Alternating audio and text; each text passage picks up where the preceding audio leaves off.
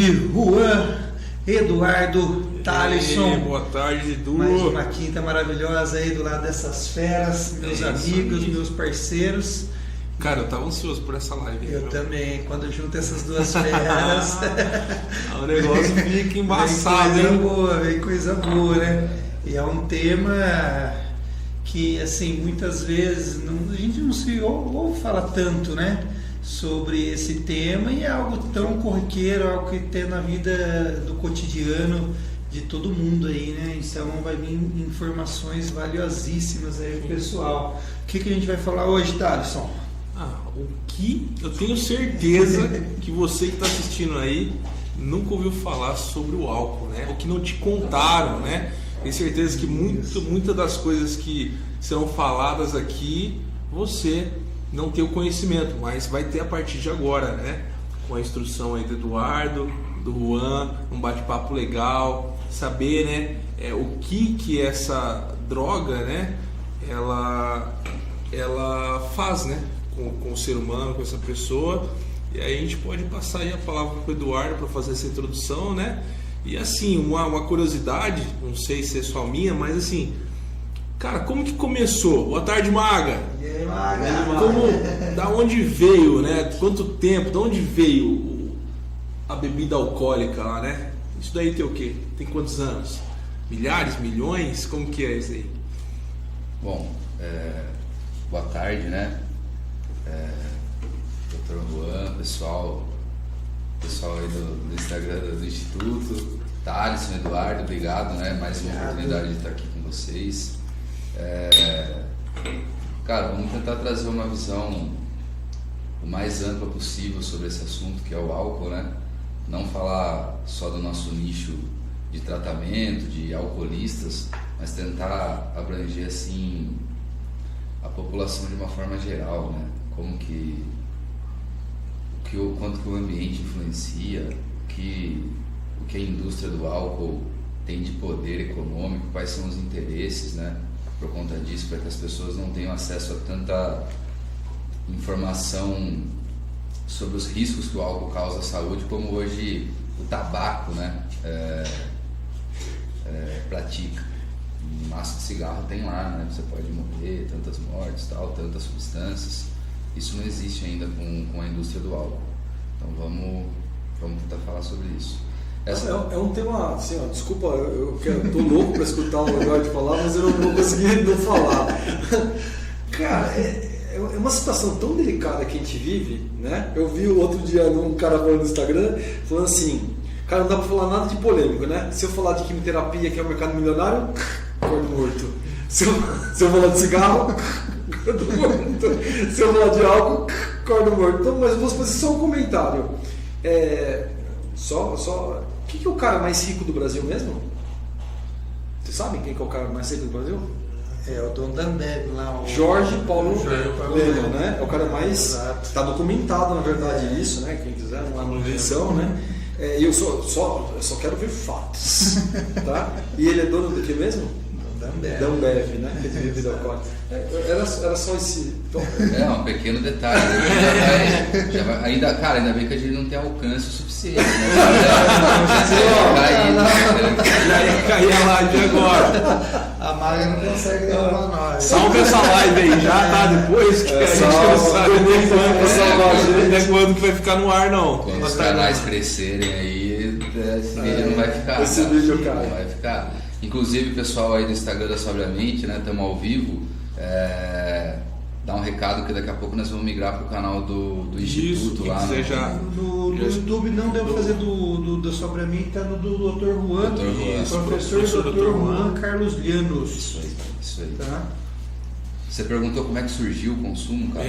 Como que surgiu o consumo, cara? Cara, a gente tem alguns estudos, né? Tem um estudo que fala de 10 milhões de anos atrás, quando a gente ainda estava em evolução, época dos hominídeos e tal, como que o álcool começou a entrar no organismo.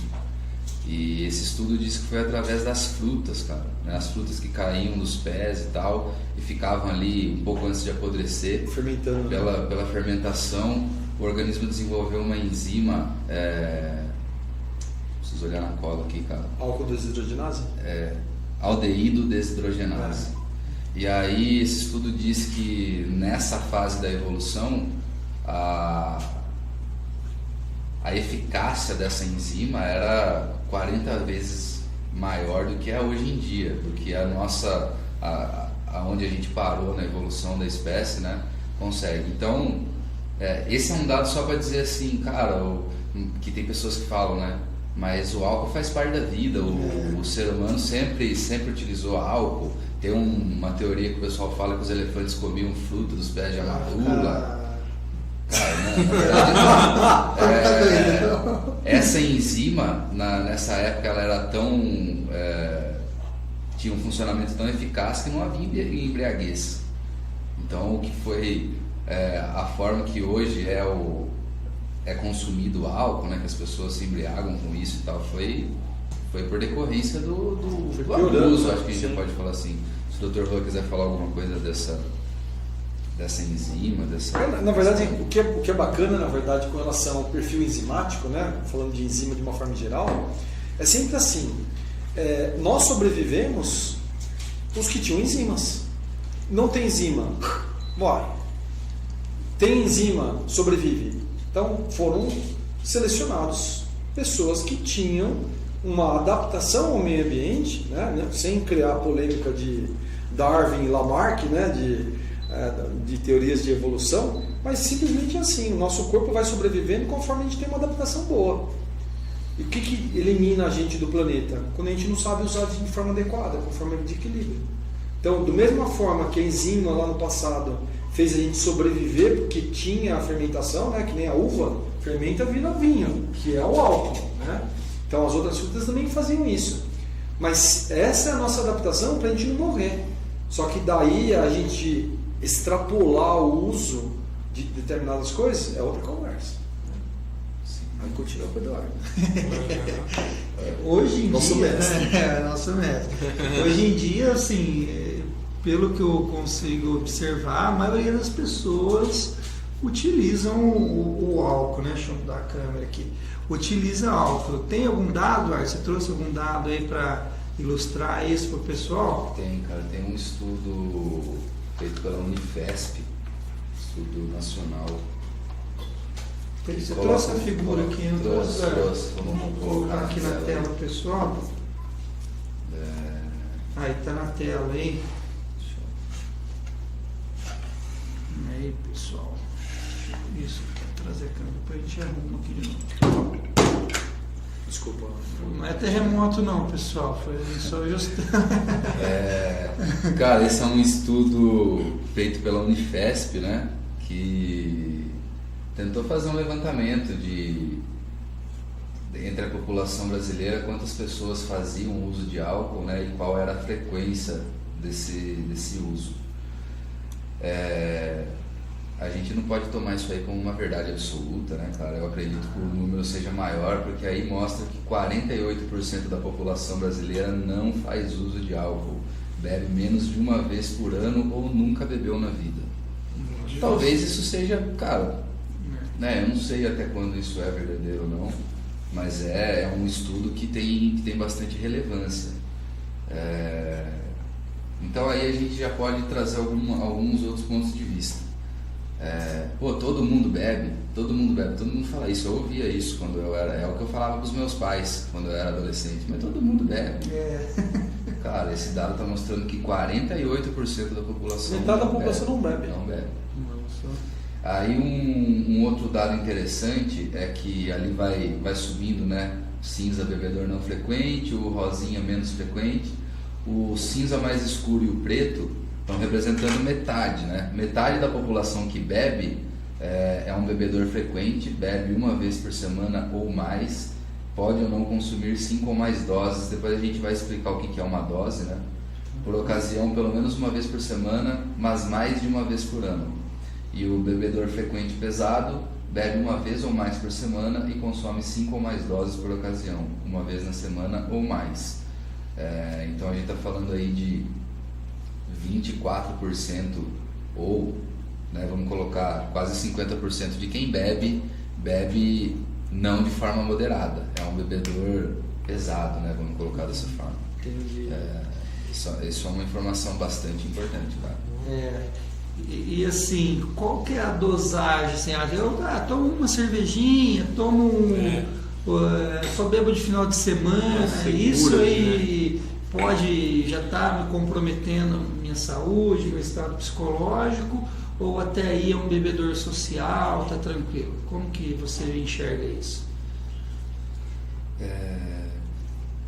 Vamos colocar a figura E2. Show. Aqui. Acho que ela estava mais adiante, mas já dá pra gente falar dela. Boa. Primeiro vamos entender, né? Vamos classificar o que é considerado pelas agências regulatórias. Essa é a informação do Centro de Informações sobre Saúde e Álcool, né? um instituto nacional, mas isso bate com órgãos de muito mais relevância sobre isso, como o NIH, NIAAA, que são dos Estados Unidos. Difere alguma coisa de algumas instituições canadenses. Mas aí a gente vê que uma dose padrão, uma dose de álcool, significa 14 gramas de álcool puro. Equivale a mais ou menos um copo de chopp, uma taça de vinho, 45 ml de uma bebida destilada. Isso aí é uma informação que a gente é legal de definir agora para o que a gente vai falar mais adiante, né?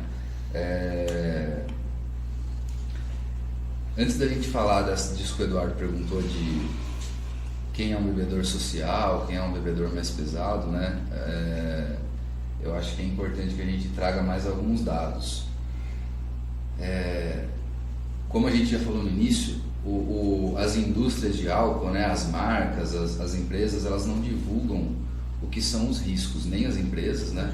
Não sai no rótulo lá, cara. Riscos do consumo, né? Quais são os riscos desse consumo? Não sai no rótulo de qualquer tipo de bebida alcoólica. Fala beba com moderação, mas não fala o que é moderação. O que é isso? O meu moderação é uma caixa. A gente viu que pelas estatísticas, metade de quem bebe não bebe com moderação. Sim. Então, esse é um slogan que não funciona. Esse alerta não serve.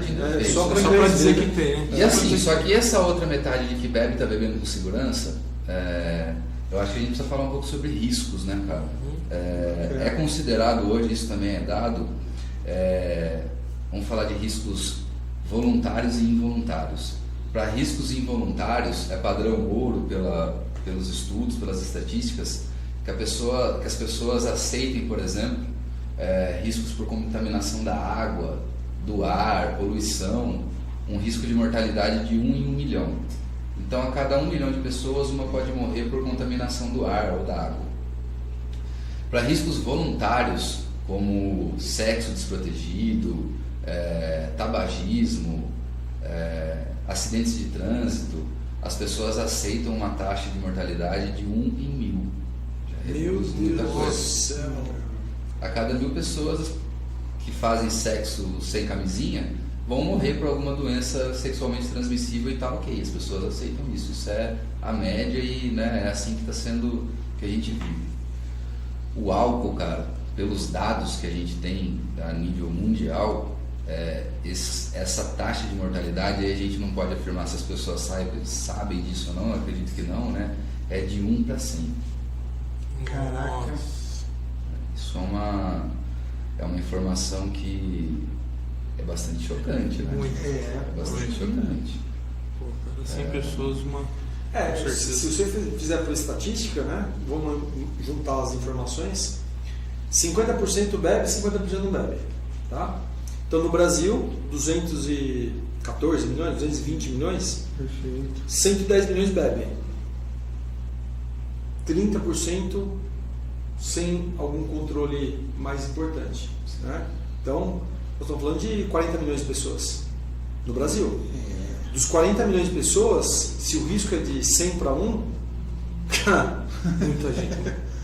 Nós estamos falando de bastante gente. E aí nós vamos mostrar aí, né, quais são esses riscos. Tá. Baixa um E pouquinho nós mais vamos, meio, nós vamos né? entender que esse número talvez seja bem maior, né? bem A gente maior. está aqui de novo, ó. Vamos lá. Aqui é esse dado aqui, Eduardo?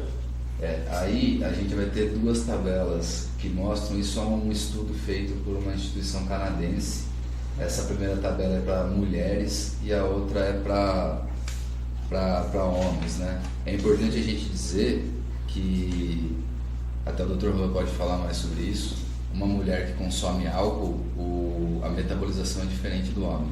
Correto isso, doutor? Tanto do ponto de vista de massa magra como do ponto de vista de função, né? Obviamente a mulher no passado que tinha um contato menor, né? Isso, a igualdade é a parte ruim da igualdade, né? Quando começa a fumar, a beber, os homens fazem uma coisa ruim e aí tem um reequilíbrio da sociedade de todos os pontos de vista. Eu acho justo isso, só que vem a parte ruim também, que é uma pessoa que habitualmente não bebia como o homem bebia, ele vai começar a ter os mesmos riscos. Proporcionalmente ao que aconteceu no passado, é um risco muito maior. Ela entra numa taxa, na verdade, muito mais grave de todos os tipos de câncer, de todos os tipos de doenças, né? Então, quando a gente começa a ver cada uma dessas taxas, né? Aí uma tabela gigante, depois a gente tenta disponibilizar isso dentro da nossa página, de tudo que você possa imaginar, doença neurológica, de câncer, de AVC, né? De infarto, tudo começa a aumentar, simplesmente porque a pessoa bebe. Então, nessa diferença de metabolização do álcool da mulher para o homem, a gente pode afirmar que se uma mulher bebeu o mesmo que um homem, vamos imaginar um casal que está ali dividindo uma garrafa de vinho, eles bebem metade da garrafa de vinho cada um, o homem bebeu meia e a mulher bebeu uma garrafa inteira. Vai pagar um preço muito maior. A conta dela é mais alta. A níveis de riscos para a saúde, né? Essa tabela, cara, mostra a incidência que o álcool pode aumentar, né, no desenvolvimento de algumas doenças. Quer que aumente aqui, Eduardo? Dá para aumentar um pouquinho. Dá. O doutor acho que pode... a gente precisa relembrar, né, acabamos de falar, mas vamos relembrar que uma dose significa como se fosse um copo de cerveja, né? Um copo de chopp. É uma dose de whisky, de vinho ou de chopp. Qual que é a média que as pessoas bebem, né? Então esses ali em cima, os 5, 10 até os 50, seria doses consumidas por semana. Caraca! Por semana. Então assim, mas eu só bebo uma vez por mês, cara, mas toma, sei lá, 10 cervejas, você vai ter que dividir isso aí por dia. Daria 0,3 por dia. A coluna, eu acredito que seja na média, de acordo com aquele dado nacional, né, aqui no Brasil, das pessoas que bebem entre 25 e 30. Então a gente tem ali, câncer do colo retal, a segunda linha, aumenta a incidência em 22,5%.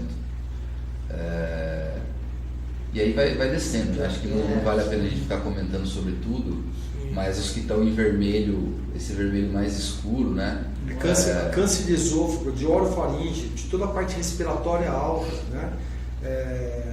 Lesões intencionais, né? Que na verdade a gente vai começar a falar de lesões que acontecem no trânsito, lesões que acontecem por acidentes, pessoas embriagadas, acidentes que acontecem por brigas, né? Por lesões corporais vinculadas ao álcool, né?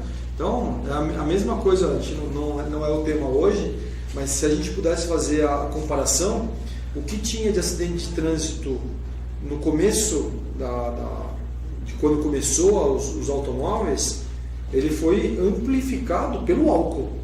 O álcool aumentou muito o número de acidentes automobilísticos e o trauma, na verdade, né, os acidentes são tirando as doenças crônicas, é o que mais mata no mundo. E o álcool está diretamente ligado a ele. Hoje eu incluiria, junto com o álcool, o celular. Quando você bota o álcool e o celular, aí ele é campeão, na verdade, de mortalidade. Não está matando só o cara, né?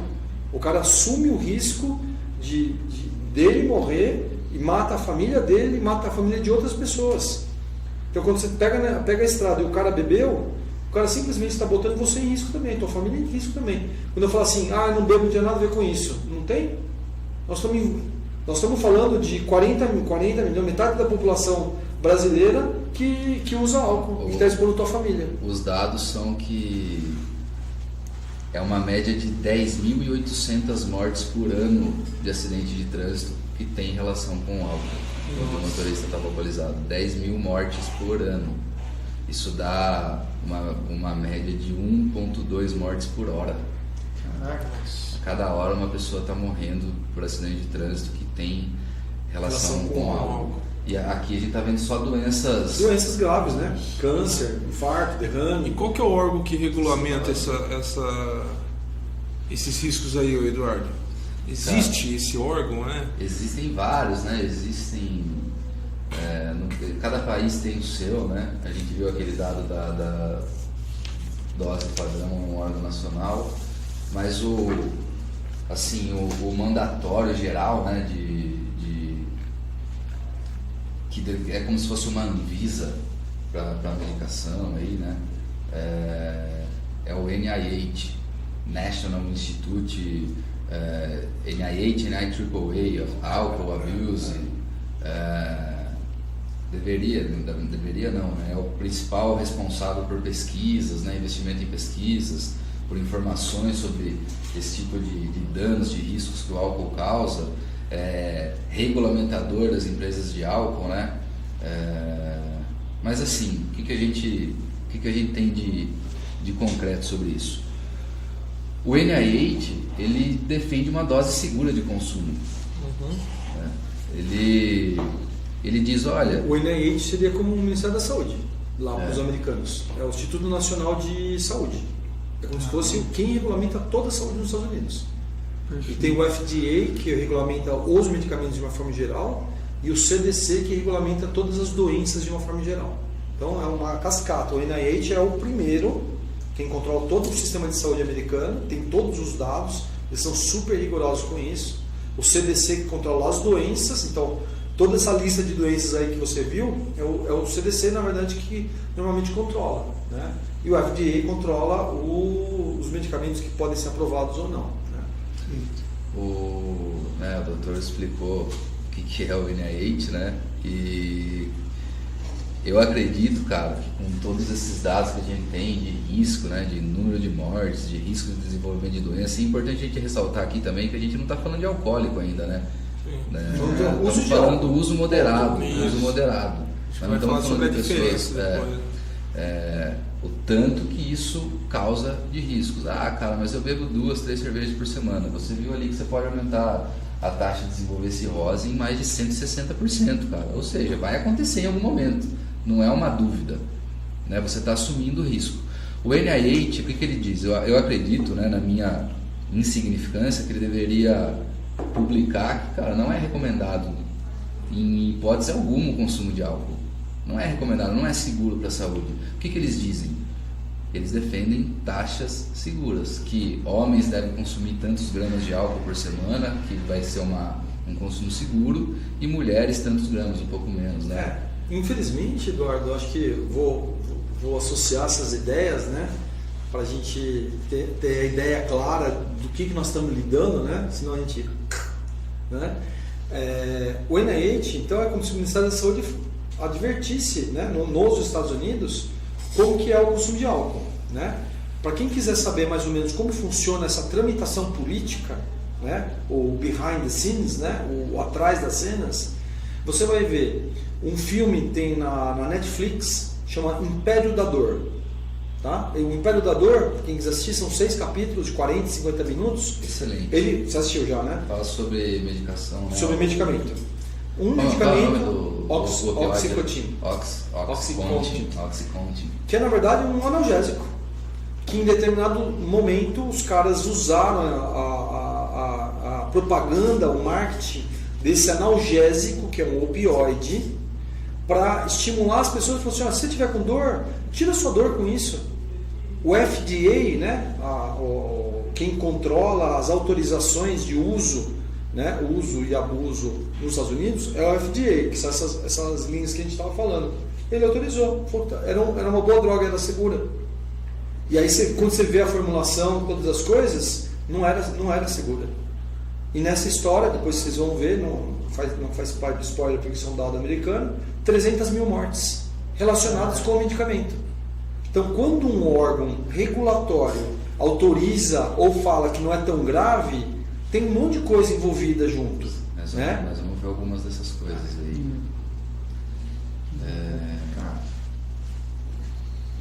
Quer voltar? Então, assim...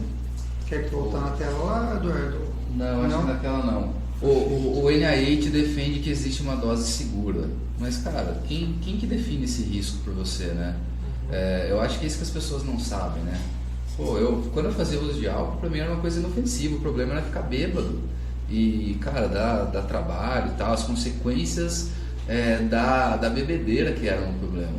O álcool, eu nunca parei para pensar que estava afetando a minha saúde, cara. Né? A gente ouvia falar de cirrose. Pô, cirrose vai ser com o tiozinho que tá caído na frente do bar. Nunca sou eu, né? Nunca sou eu. Nunca algum familiar meu. Vamos lembrar daqueles riscos. A gente aceita viver num mundo em que 1 em cada 1 milhão de pessoas morrem por riscos involuntários. Poluição da água, do ar. O álcool, comparado a isso, é de 1 para 100.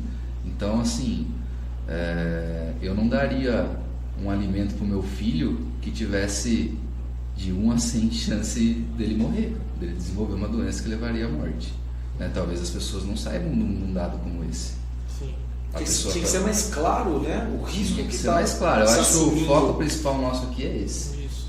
Acho que tem eu acho que aquela parada cultural também, né? O pessoal fala, poxa, a bebida ela relaciona também, ela faz ali, o pessoal acha que vai muito por esse lado e não tem, por falta de informação, sei lá, faz sentido isso? Você acha que tem a ver essa questão de como as pessoas falam da bebida numa confraternização, por exemplo, que é normal e tal?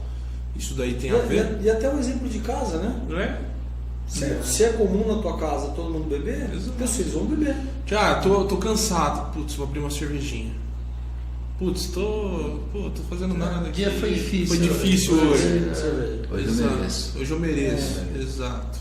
Virou uma moeda de Cara, recompensa. não é nem que é só uma coisa normal, que é aceito como uma coisa normal. Eu vejo que assim, o álcool é empurrado para as pessoas. É uma coisa que você tem que usar. Para ser sociável. Né? Infância, adolescência, como o Dr. Rua falou, né? Uma criança, quantos pais pedem para criança de 2, 3, 4 anos ir na geladeira, pega lá uma cerveja pro papai. Isso é uma coisa normal. Né? É uma coisa normal. Na minha família tinha isso. Não dentro da minha casa, mas quando tava muito tio, tia, na casa da minha avó, isso era normal. Vai lá, pega uma cerveja lá pro tio, não sei o que. Era normal, todo mundo bebendo e tal. Eu comecei a beber, cara, dentro da casa da minha avó. Eu tinha 10 anos de idade e comecei a beber na casa da minha avó, porque as pessoas que eu tinha como ídolos, como referência, eram meus tios, meu pai, bebiam. Família, bebiam. E não tinha problema nenhum nisso, talvez, né? Não tô falando que eles, né, pelo amor de Deus, cara, que eles são culpados de alguma coisa e tal, jamais. Não, Mas a gente tá falando da nossa sociedade. É uma coisa normal. Agora, adolescência, cara. Quanto que um adolescente ele é influenciado pelo ambiente?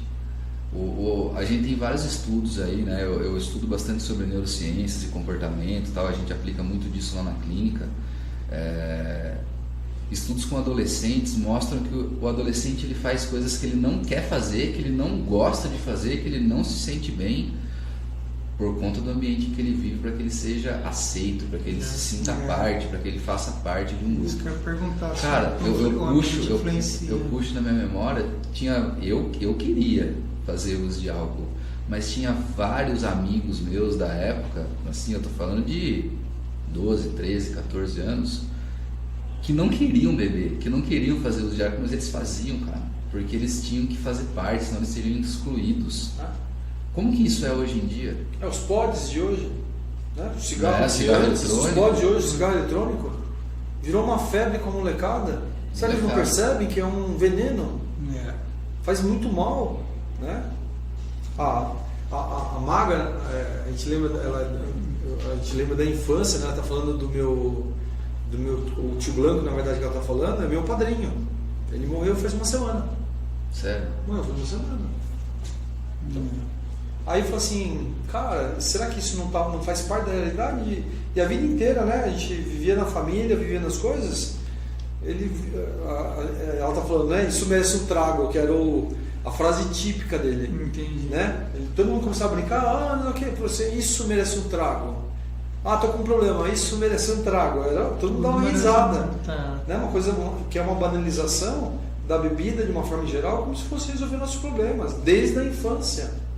Estimulando realmente, né? É uma propaganda, e eu acho que mesmo quando a propaganda é de não pode, aqui no Brasil ainda, né? Se você falar assim, passa lá no bar, pega uma cerveja, que você consegue.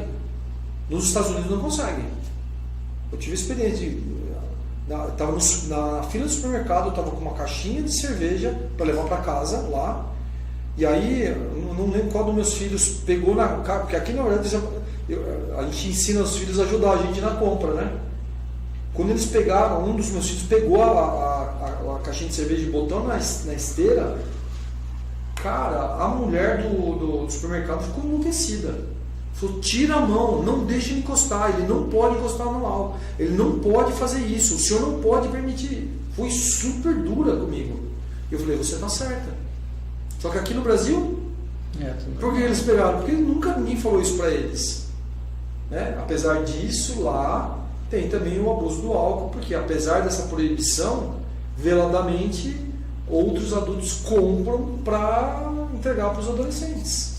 Né? Aqui não, nem essa preocupação tem. A gente tem uma lei que é proibido menor de 18 anos comprar bebida alcoólica, né? Mas isso acontece. Você vai nas praças aí aqui em Botucatu, eles compram. Tudo com aqueles. E o comerciante, na verdade, né, que obviamente tem a maior parte dos comerciantes, eles são muito responsáveis com relação a isso, só que alguns não são. Eu falo, cara, vou vender a lata para quem quiser, estou vendendo. Pode ser qualquer um. Né? Óbvio que ele corre risco de, se alguém pegar, acontecer alguma coisa, né? Nenhuma lei sobre isso funciona, né, cara? A gente tem lei que conveniências de postos de combustíveis que são em beira de rodovia não podem comercializar bebida alcoólica. Isso não existe. Todas vendem. Todos. Todas. No começo, aqui no Brasil, assim, tudo começa e tem um rigor, né? Deu uns 3, 4, 6 meses. Aí a lei existe, né? A lei existe, só não é cumprida. E por que será que não, né? Cara, não pode beber e dirigir. Eu não vou nem dizer, cara, vamos filmar uma balada, os caras saindo da balada e entrando no carro, né? Nem precisa disso, cara. Qualquer mercado que você vá durante o dia, você vai ver pelo menos uma pessoa abrindo uma lata de cerveja, saindo com a sacola de compra na mão e entrando no carro dirigir. E quem aqui já não participou de uma rede de apoio de amigos, né, bem solidários, que falou, cara, não vai em tal rua que tá cheio de policial, tá tendo blitz. Então a gente vai dar um apoio para os caras que estão bebendo para você pego, né? Rede de apoio de amigos, como que é importante isso. Para você beber seguro. Tá expondo toda a tua família, mas você vai beber seguro. E qual é a diferença, Eduardo, do cara camarada que é alcoolista pro cara que bebe socialmente ali? Qual que é essa diferença aí? Cara, eu acredito que assim, né, existe, depois a gente vai colocar aí uma figura que é sobre como é classificada a dependência, comparando algumas substâncias e tal. Mas hoje o termo é alcoolista, né? Não é alcoólatra. Eu queria te perguntar, eu não sei por que qual é você. Na verdade, eu acho que nenhum é oficial, né? O CID fala de transtorno por abuso de álcool. O alcoolista é aquele cara que bebe todo dia? Não. O alcoolista é o cara que não consegue ficar nem um dia sem beber? Não. O alcoolista é o cara que bebe até ficar bêbado sempre? Não. O alcoolista é o cara que bebe até cair na rua? Não. O que a gente tem de dados científicos sobre isso, que é essa imagem que a gente vai mostrar, como qualquer outra droga, o que mais classifica a dependência é a última figura, eu acho. Eu ainda não É tô a 13, compartilhando. é a 13, se não me engano. É o quanto aquilo se torna prioridade na vida da pessoa. A gente já falou isso, eu acho, em algum Sim. podcast. Então o cara fala assim, pô, eu bebo só sábado à noite. Só que aí, cara, aquilo é tão importante, né, pra ele, que, ele não vê a hora de chegar o sábado à noite para ele beber. E ele não precisa beber até ficar bêbado, ele não precisa beber até cair, mas o quanto que isso representa prioridade acima de outras na vida dessa pessoa. Será que o sábado à noite não era o dia que ele tinha para namorar com a esposa, ou com a namorada, ou a namorada com o namorado, né, vice-versa? Será que ele não teria que estar com os filhos fazendo alguma coisa e ele está bebendo o dia inteiro na casa, dizendo que vai assar uma carne, né? Será que ele não marcou uma viagem lá para a praia com a família só para ele poder beber de uma forma mais tranquila e mais desregrada? Eu vejo muito isso, cara, no álcool, né? Nós não estamos ainda falando do alcoolista, do cara que chega na clínica. Nós estamos falando dos caras que estão sofrendo, que estão, né? Existem alguns questionamentos, né? Cara, alguém já disse pra você que você estava exagerando, que você não gostou disso? Pô, para de beber, você está bebendo, passou um pouquinho da conta. Não. Cara, se isso acontece com alguma frequência, você é um alcoolista. Alguma pessoa da sua família se sente incomodada com o seu uso de álcool? Você deixa alguma pessoa desconfortável, sua esposa, seu esposo, seus pais, seus filhos? Alguém fica se sentindo mal quando você está fazendo uso de álcool? Você é um alcoolista. Bom, enfim, a gente tem diversos indicadores assim que não são tão óbvios para as pessoas, porque o álcool, ele é, como a gente está falando, né? Ele é extremamente empurrado pela sociedade. Mas assim, muito antes de eu ter problema com, entre aspas, muito antes de eu ter problema com outras drogas, né, que a minha família percebeu, e até chegar ao ponto da minha internação, eu era um alcoólatra, um alcoolista. Todas as pessoas da minha família ficavam incomodadas de eu estar fazendo uso de álcool em casa, no almoço de sábado, de domingo. Cara, eu começava a beber na sexta e ia parar no domingo à noite. Não ficava bêbado, às vezes sim, né? Mas normalmente era, cara, tranquilo, né? Eu ficava o sábado inteiro bebendo, domingo inteiro bebendo, acabava, ia buscar mais. Minha mãe o tempo todo, para de beber, você está bebendo demais. Meu pai, namorada. Cara, se isso acontece com você, você é um alcoolista. Eu acho que isso é... E aí é lógico que isso vai progredir, vai avançar, né? Existem o que para nós são os adictos, que têm problemas com drogas, outras drogas, né? O tratamento é o mesmo, isso não se diferencia na clínica. A única diferença é que a gente tem menos sucesso com o alcoolista, e a nossa experiência mostra que isso acontece porque justamente por conta da dificuldade de recuperação, de manutenção da sobriedade. Meio, né? A pessoa que... É mais fácil você salvar o cara que está, vou falar de forma grosseira, com cocaína e crack do que com álcool. Sim. Olha que absurdo isso. A nossa experiência na clínica cara, de todos os pacientes que a gente já teve que foram internados assim, que a principal droga era o álcool, eu acho que a maioria nem usava outras coisas, era só álcool. Primeiro que foram os pacientes mais debilitados que chegaram a nível de saúde, assim, mais comprometidos. Né? Continua em sobriedade. Os outros saíram voltando para o uso. 4 vieram a óbito após o tratamento. Saíram, voltaram para o uso e tal, e beberam. 2 já tinham cirrose. A gente já teve, fora esses 4, né, que vieram a falecer, nós tivemos 2 pacientes que desenvolveram demência. Eu acho que isso é uma coisa que o Dr. Rua podia falar também, do quanto o álcool compromete o fígado e o quanto o fígado vai influenciar em doenças como, por exemplo, a demência, né, doenças degenerativas. O fígado, na verdade, o fígado é um órgão de choque, né? É o órgão de choque porque é lá que metaboliza todos os medicamentos, todas as drogas, tudo que a gente come, tudo que a gente bebe, né? Eu falo, tudo que a gente come, que a gente bebe, que a gente pensa vai passar pelo fígado, né? Mas o pâncreas também vai ser comprometido, né? Então a gente vê muito pacientes alcoolistas com pancreatite de repetição, que o pâncreas também vai receber essa pancada do álcool, né?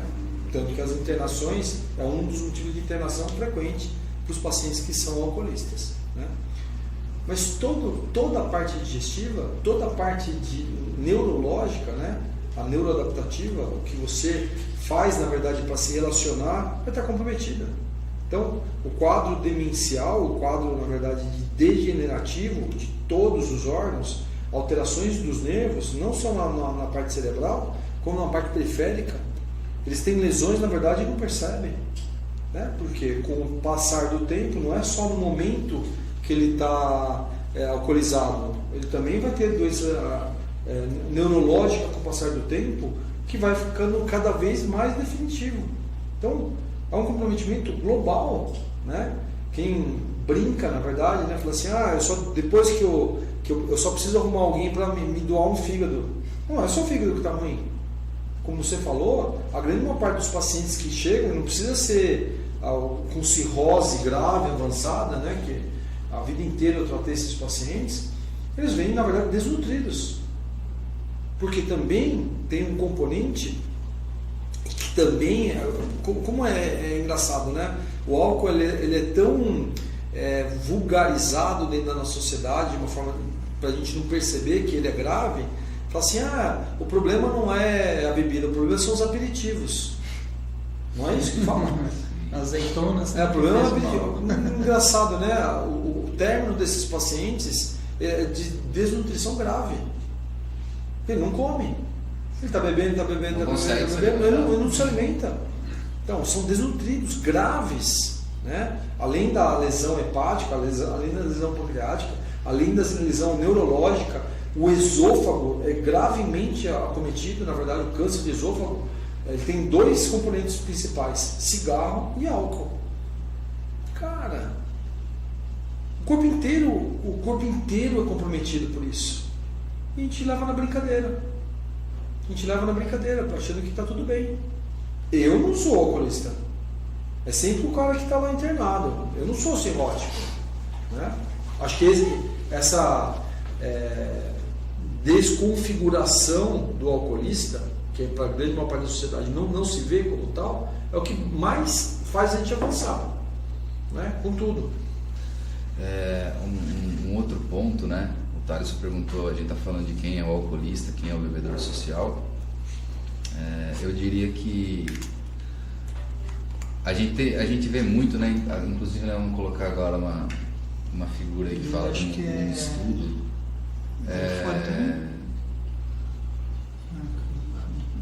Saíram muitos artigos já, muitos estudos, né? Dizendo que uma taça de vinho, um copo, sei lá, tanto de cerveja, de chopp faz bem pro coração, faz bem para não sei o quê. O médico na Argentina e no Uruguai prescreve vinho porque o vinho tem resveratrol e o resveratrol é excelente para longevidade. Isso é um estudo. Olha como é um negócio distorcido. Resveratrol realmente faz parte da grande maior parte dos estudos de longevidade. Resveratrol é um dos principais componentes da uva e do vinho. Mas associado ao álcool, com certeza o cara vai viver menos. Você quer ter esse benefício? Eu aconselho usar resveratrol. Usa uma cápsula de resveratrol, um sublingual. Né? Mas olha só, nós estamos falando de ambiente, sociedade. Quantos médicos falam isso para os pacientes? Sim. Cardiologistas, toma uma taça de vinho. Por quê? Porque ele bebe. Talvez ele seja alcoolista. Exato. O alcoolista, existe um dado mundial, não é nem daquele dos 48% que não bebem, né? A maioria dos alcoolistas são pessoas funcionais. Como qualquer adicto de outras drogas, né? É na fase final que aquilo vai se tornar crítico, e aí a família vai fazer alguma coisa. Vai procurar uma clínica de reabilitação, quando a pessoa deixa de ser funcional.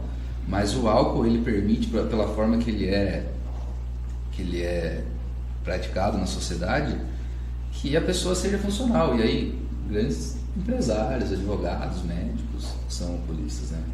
Que tem E aí imagina o poder que um médico... Imagina o Dr. Juan falando pro paciente dele, cara, toma uma taça de vinho por dia que vai ser bem pro coração. O médico é uma autoridade máxima para uma pessoa que é o paciente. E as pessoas acreditam que, cara, o médico que fala isso, ele acredita mesmo nisso, e ele acredita que o álcool faz bem porque ele bebe, porque ele é muitas vezes um alcoolista. Ou ele é muito desinformado, muito desatualizado, né? Nunca mais ele estudou, ou ele entendeu que, cara, aquilo é bom, Tem um conflito de interesse na jogada, né? Eu sempre falo com algumas coisas, né? Por exemplo, vou só associar, tá? Já que a gente vai... Eu já vou chutar o pau da barraca, né? Pra todo mundo. Né? As pessoas falam assim... Teve uma publicação essa semana, né? Sociedade Brasileira de Nutrologia, mais uma outra sociedade bem famosa aqui no Brasil, estava muito preocupada com a diminuição da quantidade de consumo do leite pelos brasileiros, vinculado a vários profissionais de saúde que têm orientado a não usar o leite. Mas que o leite traz um monte de coisas boas, que o leite é fabuloso. Aí eu falo para o paciente, na maior parte das vezes, né? Eu falo assim, ó, o leite faz mal. Eu sou bebedor de leite. Então a gente pode ter uma possibilidade de desmame, né? Eu vou ver qual queijo que é melhor para você, talvez os queijos mais maduros são melhores. Vamos usar leite de vaca A2A2, que ele é menos inflamatório. Mas em qualquer momento que você tiver dúvida, volta para o artigo número 1. Artigo número 1. Leite faz mal. Farinha de trigo faz mal, por causa do glúten. E posso comer de vez em quando, posso comer só um pedacinho, né? Posso ir, né? Você acha que eu tenho que cortar totalmente o pão, né? Quem corta o pão, eles cortam o pão para colocar a manteiga, né? Não, cara, é um caminho, né? Mas quando, então, o leite é assim, o glúten é assim, o açúcar é assim, nós já falamos sobre, né? Não dá para falar adicção em açúcar, né? Mas eu vou falar do consumo excessivo de açúcar de uma forma geral. As pessoas querem encontrar um meio de vincular uma autoridade e falar assim, não, mas está tudo bem. O cara é diabético, está tomando insulina, está tomando um monte de coisa, o corpo dele está destruído. Eu falo assim, pudinzinho no final de semana, tudo bem, né? Sabotagem. Cara, e aí o cara que deveria ser autoridade de saúde falou assim, não, se for só um pedacinho, tudo bem. Se for o álcool, se for uma tacinha, está tudo bem. Se for uma dosezinha de uísque, está tudo bem. Ele vai parar naquilo? Ele está pedindo uma autoridade para ter autorização, um cheque em branco, para ele usar do jeito que ele quiser. Simples assim. Então, o álcool, né, falou, artigo número 1, o álcool faz mal. Eu posso lidar com as pessoas? Não, eu tomo. O que eu posso fazer para diminuir? Isso, consciência. Vamos começar a diminuir? Quem controla quem? E qual a melhor forma, Eduardo, para tentar parar aí de tentar se livrar do álcool? Antes, vamos continuar nessa linha de raciocínio. Dá para colocar a figura 8? Vamos chutar o pau da barraca. Isso aí. Vamos lá. Figura 8.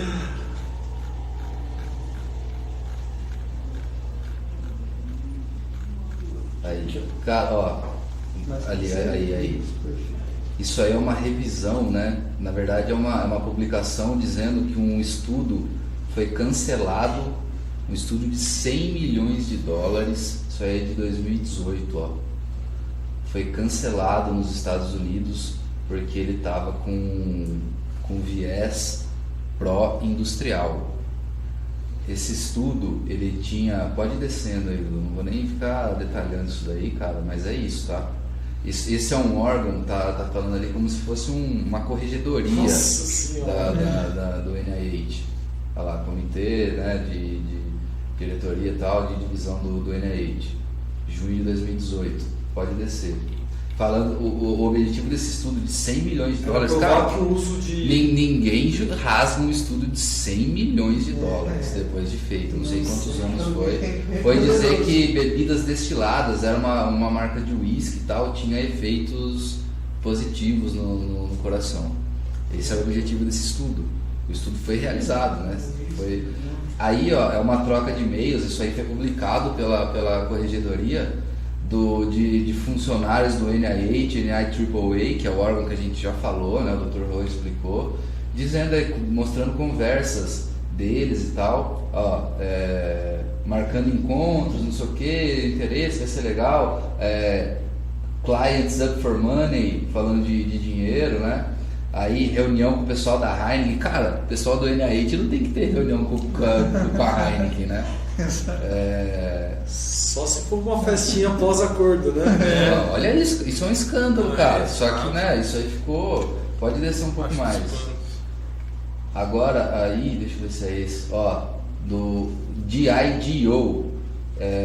DIAGO, quer dizer, DIAGO. Essa é uma indústria tipo Jack Daniels, Absolute e tal, que vai ter uma foto deles aí. Combinando, olha, o lanche foi fantástico, discussão, não sei o que e tal, vamos marcar mais uma. Aí agora eles estão explicando, né, por que isso foi publicado. Essa é a DIAGO, uma empresa que faz essa bebida aí, gin e tal. Caralho, cara. Explica muita coisa aí, né? Os caras iam publicar um estudo dizendo que uísque, vodka, gin, Em doses moderadas faziam bem para a saúde. Caraca. investiram 100 milhões de dólares, segundo o que foi publicado, para isso. Cara, isso tem alguma coisa de real nisso, doutor? Eu queria que todo mundo, se puder assistir, né, no Netflix, Império da Dor, assiste antes de tirarem do ar, tá? Império da Dor, 6 capítulos. Vou ver exatamente, né, Eduardo já assistiu, como que funciona o poder do dinheiro fazendo com que as autorizações sejam feitas por órgãos importantes. Não estou falando só do Brasil, nós estamos falando nos Estados Unidos, que eles são super rigorosos. Esse documentário, houve um escândalo muito maior, né? Tinham órgãos, como que era o órgão do governo O FDA. que foi atrás, não que aprovou, que foi atrás para derrubar a empresa. Era um órgão poderosíssimo, Ministério Público. O Ministério Público dele, era um promotor que foi corrompido no final da audiência. Da audiência. Na verdade, o Congresso tirou ele da jogada, fez um acordo, os caras pagaram bilhões e fez um acordo. Depois, quem quiser, assiste lá que vale a pena. Não tem, cara. Mas você vai ver, é poder do dinheiro. Os caras com dados dos caras se tornando adictos, morrendo, 300 mil mortes. Cara, não conseguiram fazer nada, o medicamento continua sendo vendido. Ninguém foi preso. Nossa. Isso é o que mais tem, né? Na verdade, todo analgésico lá tem oxicodona, né? Sim. O negócio é forte. E aí, Eduardo, fala pra nós, qual que é a melhor forma pra gente tentar se livrar de agitar? Cara, eu acho que assim, quanto mais informação as pessoas tiverem, melhor. Informação, né? É o que nós estamos fazendo aqui. Informação. E eu falo assim, não precisa concordar com a gente. Eu só queria que no final de todas as nossas conversas tivesse assim, será? Será que os caras estão falando é verdade? Só tenha dúvida. Não acredita em mim. Não acredita no Eduardo. Não acredita em nenhum de nós. É isso aí. Só tenha dúvida. Será que o que você está fazendo realmente tem embasamento para te autorizar, falar, vai lá, bebe, que vai dar tudo certo, que vai ficar tudo bem? Que você não vai ter nenhuma dessas doenças listadas?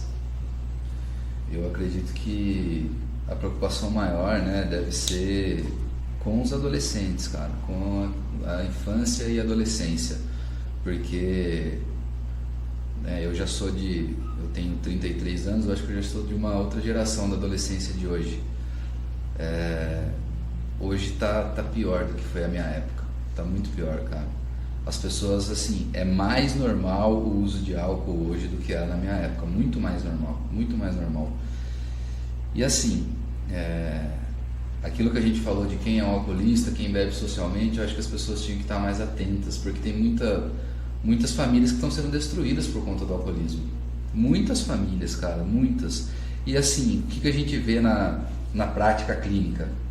O paciente que chega, a família que nos procura, o paciente que chega para o tratamento porque o problema dele era álcool, né? O problema dele era ele, mas assim, que procura por conta do uso de álcool, idade muito avançada, 60, 70 anos, normalmente, né? Claro que tem casos que as pessoas conseguem entender a necessidade de um tratamento. Mas aí, como é que você vai pregar Claro que é possível, mas como que vai pregar uma mudança de vida para um paciente de 60 anos que bebeu por 60 anos? É porque, na verdade, assim, o álcool, de uma forma em geral, ele leva mais ou menos isso que você está falando, né? Qual que é a idade habitual dos pacientes com cirrose? 50 anos. Ele bebe desde os 20, os 15. Então leva 20, 30 anos, às vezes 40 anos, para o cara começar a ter os primeiros sintomas graves. Mas quando acontece, ele já é irreversível. Eu vou tentar estabilizar ele dentro do grau de cirrose, dentro do grau de complicações que ele tem. Então, eu tive 20 anos de oportunidade de fazer ele entender que o alcoolismo, né, o uso abusivo e mesmo social ou moderado faz mal. Faz mal, faz muito mal, né? Ele destruiu, normalmente, o perfil desses pacientes com 50 anos, 60 anos, com a família destruída. Esse é o perfil. Cara, nós recebemos um paciente, 28 anos de idade. Ele tentou ajuda de outras formas antes, procurou a clínica, 28 anos de idade. Casado com 2 filhas pequenas. Esse foi o caso, assim, eu acho que mais extremo que eu vi de alcoolismo até hoje na clínica. Ele saiu de casa, cara, ficou meses na rua, assim, uma família muito bem estruturada e tal. Abandonou esposa, filhos, trabalho, por conta do álcool. Não usava outra droga, álcool. Já dava para ver, assim, uma saúde bem debilitada também. Então, assim, quando que as pessoas deveriam parar, né? Cara, você tem que entender o risco que você está assumindo bebendo primeiro, né? Você deve se questionar se isso está atrapalhando o seu convívio com a sua família, né? A gente tem que... Nós não falamos em nenhum problema mental, né? A nível de cérebro, que algo pode causar para as pessoas que fazem uso moderado. O cérebro do adolescente, por exemplo, a nível de memória, aprendizado, retenção de informação, é diferente do adulto. Sim, com certeza. Se ele faz uso de álcool, cara, ele vai ter a vida inteira prejudicada, vai ter a vida inteira prejudicada, né? Acho que as pessoas têm que estar mais atentas. Tem uma pesquisadora americana, ela é diretora do NIDA, National Institute of Drug Abuse, Nora Volkow. Ela foi reconhecida como uma das 100 mulheres mais importantes do mundo no ano passado. Ela é uma pesquisadora, né, uma cientista que é dedicada à dependência química, adicção.